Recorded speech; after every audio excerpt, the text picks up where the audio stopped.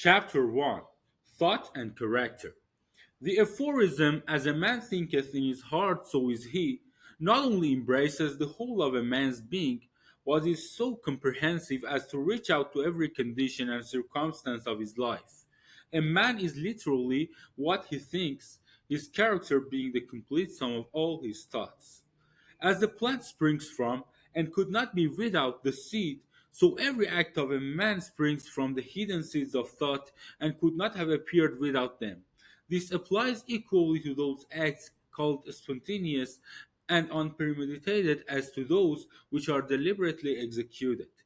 Act is the blossom of thought, and joy and suffering are his fruits. Thus does a man garner in the sweet and bitter fruitage of his own husbandry. Thought is the mind hath made us. What we are by thought was wrought and built. If a man's mind hath evil thoughts, pain comes on him as comes the wheel the ox behind. If one endure in purity of thought, joy follows him as his own shadow. Sure, man is a growth by law, and not a creation by artifice, and cause and effect is an absolute and undeviating in the hidden realm of thought, as in the world of visible and material things. A noble and godlike character is not a thing of favor or chance, but is the natural result of continued effort in right thinking, the effect of long cherished association with godlike thoughts. An ignorable and bestial character, by the same process, is the result of the continued harboring of groveling thoughts. Man is made or unmade by himself. In the armory of thought, he forges the weapons by which he destroys himself. He also fashions the tools with which he builds for himself heavenly mansions of joy and strength and peace. By the right choice and true application of thought, man ascends to the divine perfection. By the abuse and wrong application of thought, he descends below the level of the beast. Between these two extremes are all the grades of character, and man is their maker and master.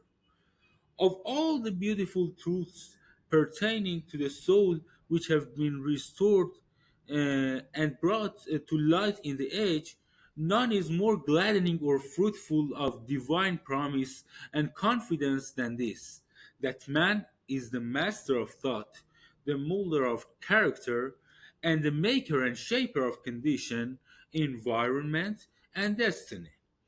As a being of power, intelligence, and love, and the lord of his own thoughts, man holds the key to every situation and contains within himself that transforming and a regenerative agency by which he may make himself what he wills. Man is always the master, even in his weaker and most abandoned state. But in his weakness and degradation, he is the foolish master who misgoverns his household.